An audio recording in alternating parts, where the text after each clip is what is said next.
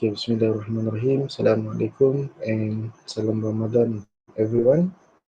So, insyaAllah, we will going to learn about the ethical theories lah.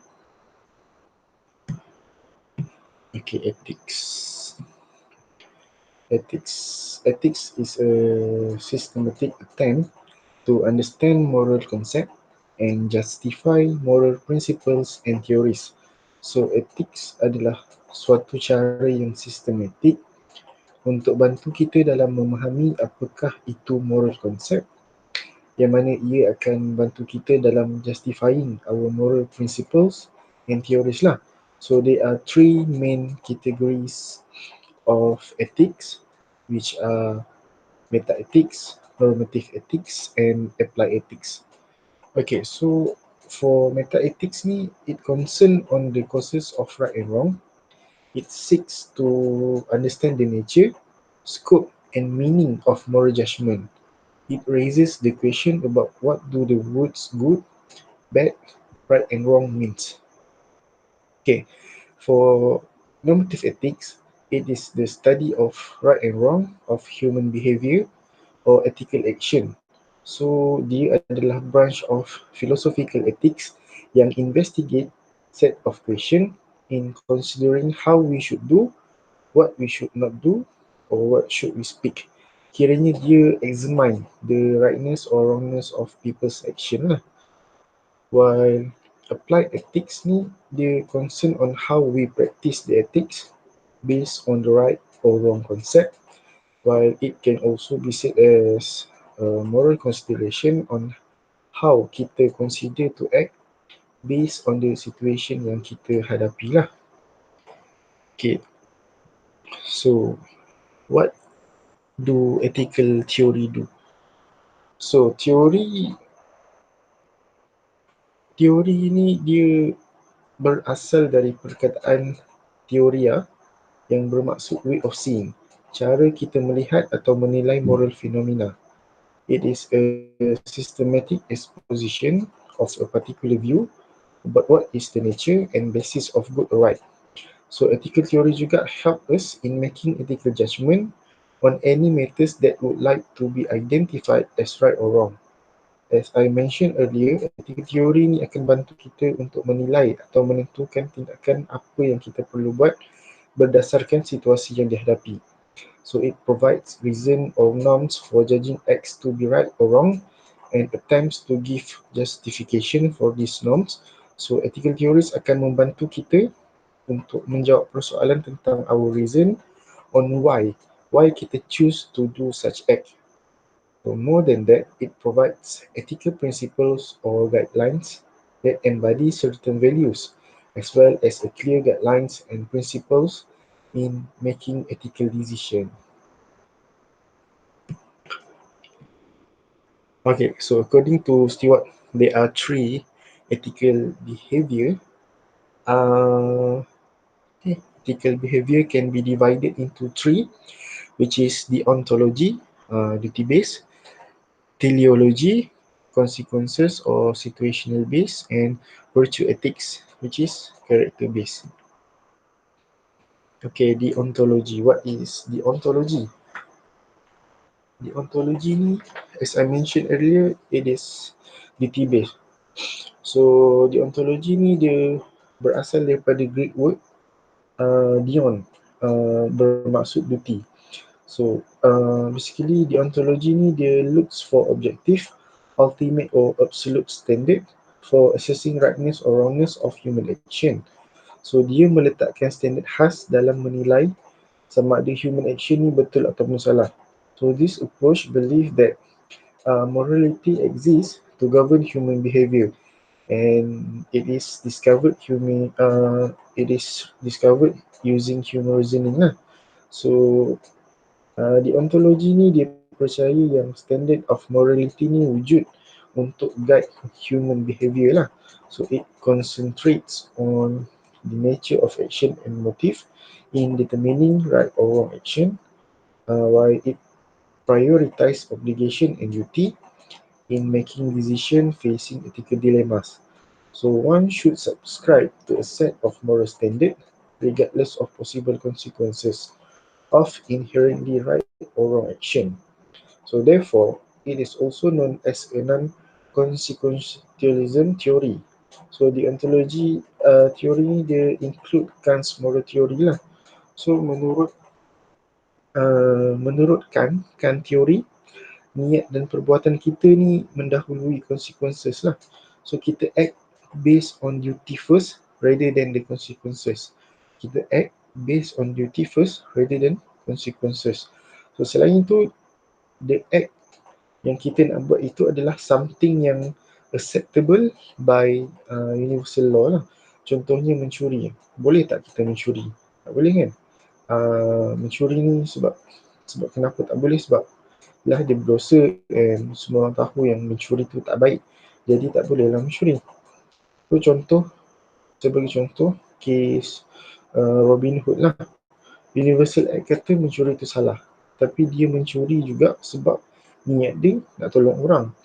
Dia rasa itu duty dia untuk tolong orang. Walaupun consequences dia orang miskin dapat bantuan, tapi according to the acceptable universal law, perbuatan mencuri dia tu tetap salah. Jadi tak boleh lah dia nak mencuri walaupun niat dia baik. Consequences dia tu baik. Okay, Kant's moral theory. So this theory was advocated by Immanuel Kant, a German philosopher. So the moral requirements are based on a standard of rationality known as categorical imperative. So categorical imperative ni macam saya kata tadi, walaupun act tu kita rasa betul, tapi bila universal law and everyone kat dunia ni sepakat yang act tu adalah salah, maka salah lah dia. Tak kisahlah consequences dia tu baik atau tak. Jadi kita punya tindakan tak boleh contradicted dengan acceptable universal law lah. So according to Garofalo and Guares, ada 3 formulation of the imperative, which are the first one is act according to the maxim that you can will to be a universal law. So maknanya tindakan kita ni tak boleh kontra dengan universal law. Second one is treat human being as an end and not as means only. So kita kena layan orang lain bukan sebab kita nak benefit, tapi sebab memang kita patut layan semua orang dengan baik. Okay, the third one, each rational and autonomous being must be considered as legislator in the kingdoms of end. Maknanya, in making rule, kita kena consider that all human being, kita kena consider all human being without being biased lah. Dan kalau boleh, kita tak nak neglect any parties. So, in making rule, perlulah sama rata, adil and saksama lah. Okay, for the imperative consistent idea, it is an action that is willed by all, whereby will is accepted as ethical or vice versa. Maknanya, an act is immoral kalau rule yang dibuat itu tak boleh di-apply kepada semua. Saya bilang, maknanya sesuatu act yang dibuat itu adalah immoral kalau rule yang dibuat itu tak boleh di-apply kepada semua. So kiranya tak aci lah kalau rule itu give benefit to certain people only. Apart from that, act is immoral if the rule cannot be made into a rule for all human beings to follow. So the imperative sum up morality as one, hence serves as a commandment from which all obligation and duties are derived. This means that the only good reason for doing the right thing is because of duty. Thus, duty becomes the operational reason for an action or the key element of decision to act. So the main point is duty. The main point is duty and have good reason. Contohnya, satu hari kita berjalan dekat tepi sungai dan nampak ada orang minta tolong sebab dia lemas dalam sungai, dia mandi dalam sungai dan dia lemas lah. Jadi kat sini our duty is to help. Our duty is hak orang yang lemas tu, sebab universal law kata kita mesti tolong orang yang dalam kesusahan. So, jadi bila kita pilih untuk biarkan orang tu lemas, kita consider as unethical lah, sebab tak follow the universal law lah. Okay, teleology. What is teleology? So basically, teleology ni dia based on consequences or situational based lah. Teleology ni berasal daripada Greek word which is telos, meaning goal or end. So this approach is based on moral judgment on the consequences of action. Maknanya tindakan kita ni adalah based on the consequences. Apa yang kita buat ni adalah berdasarkan consequences kita. So an action is ethical when it produce the greatest benefit compared to any other alternative. So one of the most common form of ethical deliberation focuses on the consequences is the utilitarian theory. So kalau tadi Kant, kalau kita ingat tadi, Kant kata bila nampak orang lemas, kita wajib untuk tolong orang tu sebab it is our duty untuk tolong orang. Yang lain pula teleologi kata ni dia based on consequences kan. So bila nampak orang lemas, kita kena fikir dulu sama ada kita nak tolong ke tak. Kita kena consider semua possible consequences. Contohnya kalau kita nak tolong, pandai ke kita nak berenang? Kalau tak pandai berenang, then teleologi kata dia bukan duty kita untuk selamatkan orang tu sebab kita tak pandai berenang. Kalau kita dah sah-sah tak pandai berenang ni, nanti kita pula yang mati lemas. So tindakan kita adalah kita minta tolong orang lain yang boleh tolong orang yang lemas tu walaupun kita rasa tak sempat ke ataupun lambat lah. Okay, utilitarianism. So utilitarianism ni satu point yang kita kena ingat adalah dia adalah to create greatest happiness for greatest number of people lah. So teori ni telah diasaskan oleh Jeremy Bentham and John Stuart Mills.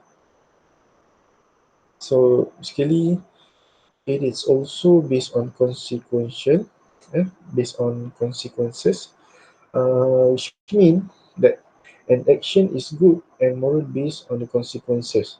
The main idea of utilitarianism is the principle of utility, where an action is considered good when it promotes happiness for the society, right when it maximizes possible good for all persons affected by the action.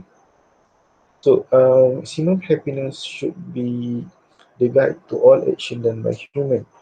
The famous phrase of the end justifies the means. Jadi, any action yang kita buat in which akan bagi benefit yang lagi banyak kepada ramai orang, utilitarian akan consider as ethical. Kira kes Robin Hood tadi, kalau kes Robin Hood mencuri untuk tolong orang tu dinilai menggunakan utilitarian ethics, kira act Robin Hood tu kita boleh consider as ethical lah sebab dia bantu orang ramai yang susah.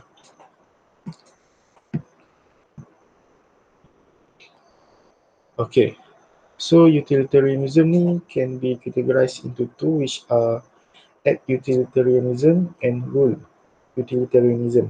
So act utilitarianism ni dia emphasize on the greatest benefit and individual gain through his action.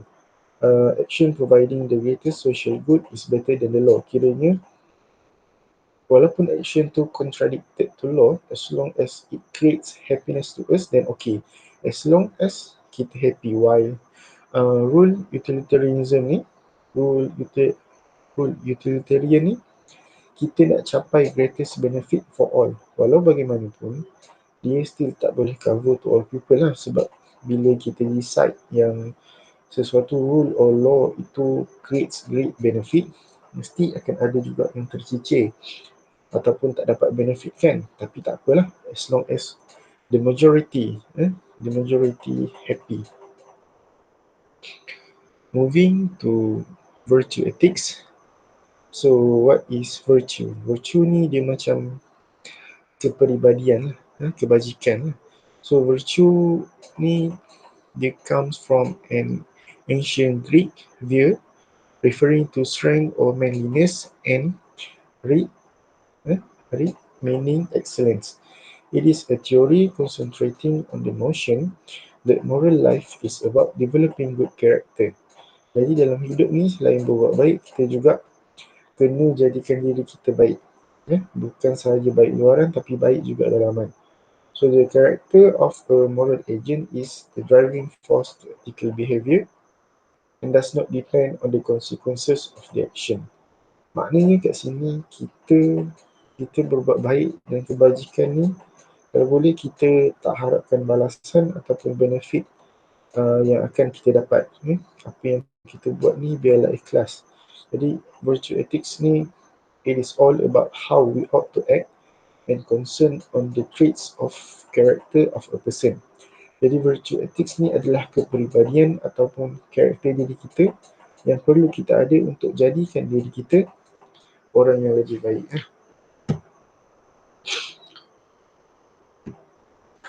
Okay, so ethical dilemma ni kita boleh tackle using specific moral qualities. Kiranya bila kita tak ada virtue ni, kita tend to do benda-benda yang tak bermoral ataupun unethical lah. So ada dua elements of virtue according to Aristotle, which is moral virtue and intellectual virtue. So moral virtue ni dia how dalaman kita, diri kita kawal tindakan kita sama ada nak buat baik atau jahat. While intellectual virtue ni based on knowledge, ilmu yang kita ada untuk decide yang tindakan kita ni akan tindakan yang kita akan buat ni based on our knowledge ni, based on our intellectual ni, kita akan nilai tindakan kita ni betul atau tak ataupun ethical atau tak lah. So Aristotle ni dia percaya yang virtue ni perlu diterapkan kepada semua so that hidup sesama manusia akan harmoni. Bila semua orang ada kepribadian yang mulia, then of course hidup akan aman damai lah. So that is why virtue ni perlu ada dekat both character and action of person. Kiranya luar dengan dalam baik, dia balance, tak ada udang di sebalik batu, kena ikhlas. So according to Van Staveren, he said that virtue ethics ni adalah belief that ethical decision tak semestinya dibuat berdasarkan ethical consideration sahaja. Kiranya dia believe that ethical decision harus dibuat berdasarkan kebijaksanaan yang dimiliki oleh seseorang ataupun timbang tara ataupun budi bicara yang orang tu adalah. Kiranya tak semestinya kena ikut ethical consideration sahajalah, kena juga pandai untuk menilai dan ada juga budi bicara. So moving to natural law theory. So natural law theory ni pun Aristotle yang develop, whereby he developed ethical philosophy based on nature, in which it emphasized that rules are embedded in natural things as there was an order in nature.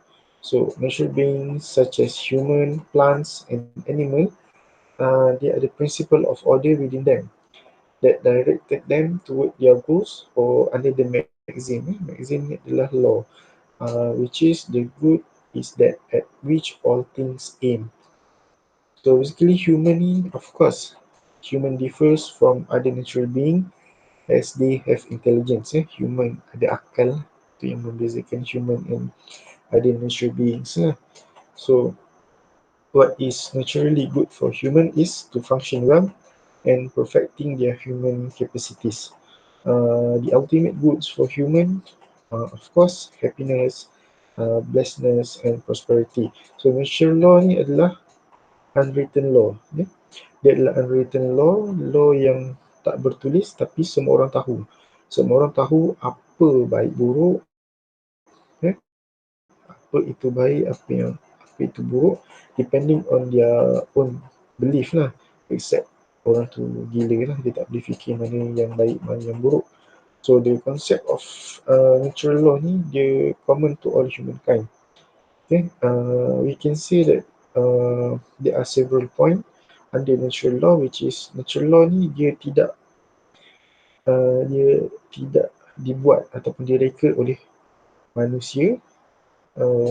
It is based on the structure of reality itself.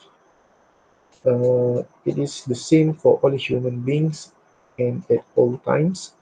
It is an unchanging rule or pattern which there is for human being to discover. It is the naturally knowable moral law, and it is a means by which human beings can rationally guide themselves to their good.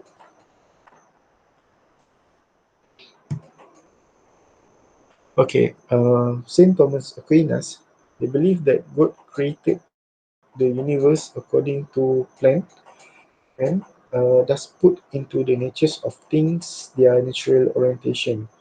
So their goods is to fulfill their natures as this was intended by God.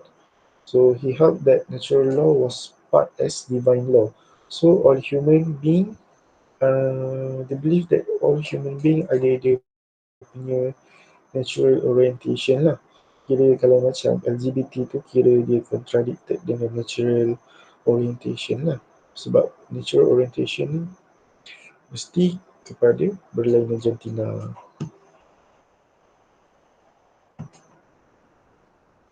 Okay, culture. Culture ni apa?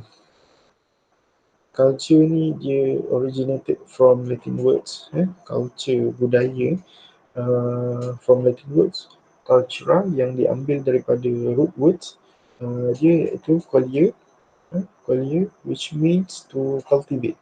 Ataupun kita panggil culture ni as a pattern of human behaviour lah. So culture ni dia menandakan produk ataupun outcome yang di-create oleh individu, group or anyone else in society lah, including technology, moral system and so on. So it is basically what has been nurtured in group of people, apa yang telah diterapkan dalam sesuatu kumpulan. Sebab tu culture adalah tak sama untuk setiap society.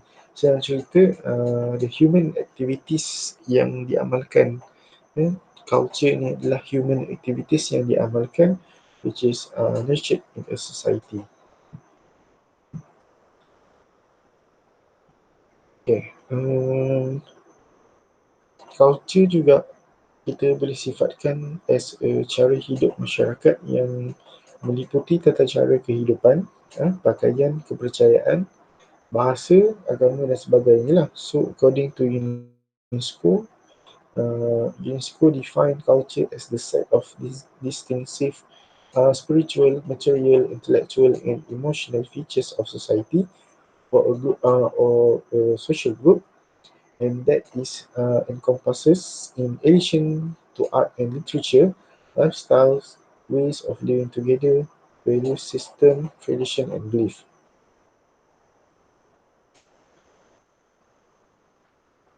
So for the cultural absolutism versus cultural relativism, so absolute ni adalah mutlak, tak boleh nak ubah, tak boleh nak question. So it is fixed and perlu diterima oleh semua sebab the rules adalah come from divine revelation ataupun the rules come from absolute being, which is God lah. While relative ni maksud dia dependent, so dia bergantung kepada other or situation. Contohnya time, place, person and situation lah. Contoh macam adat budaya ataupun kepercayaan yang perlu kita ubah untuk menepati pemodenan dan masa lah. So yang ni relatif ni dia boleh ubah. Dia boleh ubah based on suitability and acceptance of society lah. So for cultural absolutism, dia ada similar moral principle exist in all society.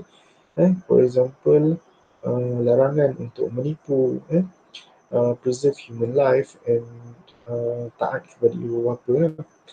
So people in all culture have similar moral principle and similar needs. Need to survive, needs to eat and drinks. So there are great similarities in situation and relationship existing in all cultures. So there are great many similarities in sentiments, emotion and attitudes. For example, the need for love and respect lah. So benda-benda ni adalah benda yang semua orang terima sebab benda ni adalah basic. Perkara-perkara basic ni kita tak perlu nak ragui, jadi sah-sah boleh diterima oleh semua orang lah. So for cultural relativism, ni there is extreme variation in customs, manners, taboos, religion and so on from culture. So moral belief and attitudes of human beings are learned essentially from their cultural environment. So people in different cultures tend to believe that their morality is the one true morality, as culture adalah tak sama antara society with other society. Akan ada orang yang boleh terima dan akan ada orang yang tak boleh terima terhadap kita punya kepercayaan. Contoh dalam ni dikata sup sirip ikan you, Chinese shark fin soup. Ikan you ni adalah endangered animal lah, dia dah nak pupus. So as ikan you ni makin pupus, so sepatutnya kita kena pelihara and lindungi daripada dibunuh lah. Tapi Chinese ni faham lah, dia degil nak juga makan. Orang kata kelawar tu tak boleh makan, dia degil juga nak pergi makan kelawar. Benda boleh makan pecel lele, tapi dia nak juga makan kelawar, tak faham. Okay. Moving to Islamic ethics. So Islamic ethics ni adalah akhlak lah. Akhlak ni dia punya plural adalah khuluq, which mean character, nature and ataupun disposition lah. So the word akhlak has a close relationship to the word khaliq, which is the creator, and makhluk, the creature. So khuluq or akhlak ni has been referred as the state of the soul that determine human action. So character is the internal state of the soul, and action is its outwards manifestation. So baik akhlak kita, baiklah kepribadian kita. So bulan Ramadan ni lagilah kita kena berakhlak mulia, berbuat baik selain beramal. Kita ringan-ringankan tulang ibu bapa, buat apa pun yang baik, macam belajar. Sekarang kita tengah belajar, niat tu ikhlas kerana Allah. Sebab akhlak ni it concerns on how we maintain our relationship ataupun kita punya worship to Allah, and how kita usaha kita punya akhlak atau perangai untuk menjadi the better person lah. Okay. Okay, character or akhlak is the inward cause, while the action is its outward consequences. Kiranya baik akhlak kita, baiklah perbuatan kita, and vice versa lah ya. So according to Imam Al-Ghazali kata dia ada dua form of manusia, which is hulak and hulu, which is physical form, dia baik di luar, perbuatan dia pun baik, orang boleh nampak yang dia ni baik. While hulak atau akhlak pula ni, dia adalah dalaman, sifat-sifat terpuji yang kita miliki, bukan sekadar berbuat baik, tapi husnuzon, bersangka baik dan bertakwa. Dia lebih kepada spiritual form, inner form. So therefore Akhlaq from Imam Al-Ghazali's point of view is rooted in the soul and manifested through man's action. So good soul will produce right action and vice versa. While the study of akhlak is dia ada dua reason why kita study akhlak. The first one is to study certain religious belief and of rightness and wrongness of action for the purpose of practice and not mere knowledge. And the second one is to study the right action towards God's family and society.